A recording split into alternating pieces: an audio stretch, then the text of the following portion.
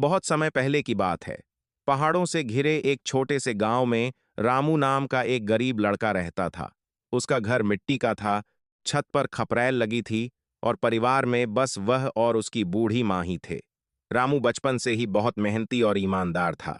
उसकी माँ हमेशा उसे सिखाती थी, बेटा, जिंदगी में चाहे कितनी भी मुश्किलें आएं, लेकिन कभी झूठ मत बोलना और बेईमानी का रास्ता मत अपनाना।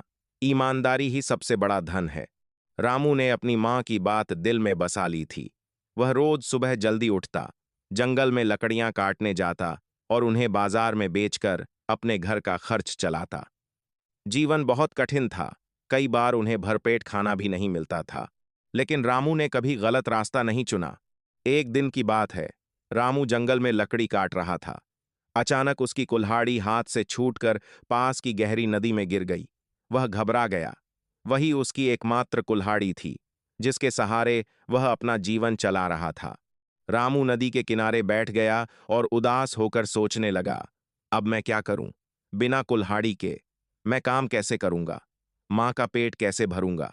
उसकी आंखों से आंसू निकल आए। वह नदी के किनारे बैठकर रोने लगा। तभी अचानक नदी का पानी चमकने लगा और उसमें से एक दिव्य स्वरूप प्रकट हुआ। वह एक जल देवता थे। उनके हाथ में सोने की चमचमाती कुल्हाड़ी थी। देवता ने मुस्कुराते हुए पूछा, बेटा, तुम क्यों रो रहे हो? रामू ने हाथ जोड़कर कहा, महाराज, मेरी कुल्हाड़ी इस नदी में गिर गई है। मैं बहुत गरीब हूं, उसी से मेरा जीवन चलता था। देवता ने कहा, क्या यह तुम्हारी कुल्हाड़ी है? और उन्होंने सोने की कुल्हाड़ी दिखाई। रामू ने तुरंत सिर हिलाया और बोला, नहीं महाराज, यह मेरी नहीं है। देवता ने फिर चांदी की कुल्हाड़ी दिखाई और पूछा, तो क्या यह तुम्हारी है? रामू ने फिर ईमानदारी से कहा, नहीं, यह भी मेरी नहीं है। अंत में देवता ने उसकी पुरानी लोहे की कुल्हाड़ी निकाली और पूछा, क्या यह तुम्हारी है? रामू की आंखें चमक उठीं। वह खुशी से बोला, हाँ महाराज, यही मेरी कुल्हाड़ी है। देवता बहुत प्रसन्न हुए। उन्होंने कहा, तुम सच में बहुत ईमानदार हो। आज के समय में ऐसे लोग बहुत कम मिलते हैं, इसलिए मैं तुम्हें इनाम के रूप में ये तीनों कुल्हाड़ियां देता हूं। रामू हैरान रह गया। उसने कहा, महाराज, मैंने तो सिर्फ अपनी कुल्हाड़ी मांगी थी। देवता बोले, ईमानदारी का यही फल होता है।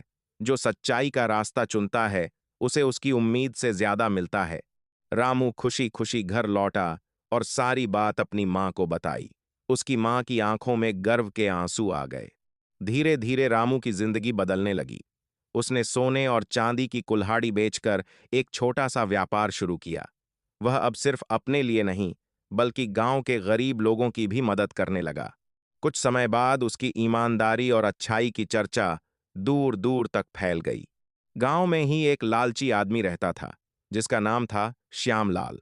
उसने जब रामू की कहानी सुनी तो उसके मन में लालच आ गया। उसने सोचा, अगर मैं भी ऐसा ही करूं तो मुझे भी सोने चांदी की कुल्हाड़ी मिल जाएगी। अगले दिन वह जंगल गया और जानबूझकर अपनी कुल्हाड़ी नदी में फेंक दी। फिर वह जोर जोर से रोने का नाटक करने लगा। कुछ देर बाद वही जल देवता प्रकट हुए और बोले, तुम क्यों रो रहे हो? श्यामलाल ने कहा, महाराज, मेरी कुल्हाड़ी नदी में गिर गई है। देवता ने सोने की कुल्हाड़ी दिखाते हुए पूछा, क्या यह तुम्हारी है? श्यामलाल की आंखों में लालच चमक उठा। वह तुरंत बोला, हाँ महाराज, यही मेरी कुल्हाड़ी है। देवता समझ गए कि वह झूठ बोल रहा है। उन्होंने कहा, तुम झूठ बोल रहे हो, यह तुम्हारी नहीं है। आज तारा तो मंत्रू बोल रहे हो। इतना कहकर देवता गायब हो गए। श्यामलाल को न तो सोने की कुल्हाड़ी मिली, न उसकी अपनी पुरानी कुल्हाड़ी वापस मिली। वह सिर झुकाए घर लौट आया।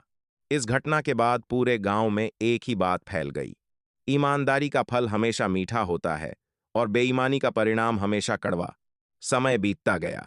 रामू अब एक सफल और सम्मानित व्यक्ति बन चुका था, लेकिन उसने कभी अपनी सादगी और ईमानदारी नहीं छोड़ी। वह आज भी अपने पुराने दिनों को याद करता और लोगों को सिखाता, धन और सफलता से ज्यादा जरूरी है सच्चाई और ईमानदारी। अगर इंसान ईमानदार है तो भगवान भी उसकी मदद जरूर करते हैं। गांव के बच्चे अक्सर उसके पास आते और उसकी कहानी सुनते। रामू उन्हें समझाता, अगर तुम जीवन में आगे बढ़ना चाहते हो तो हमेशा सच का साथ देना, चाहे रास्ता कितना भी कठिन क्यों ना हो। अंत में जीत हमेशा सच्चाई की ही होती है।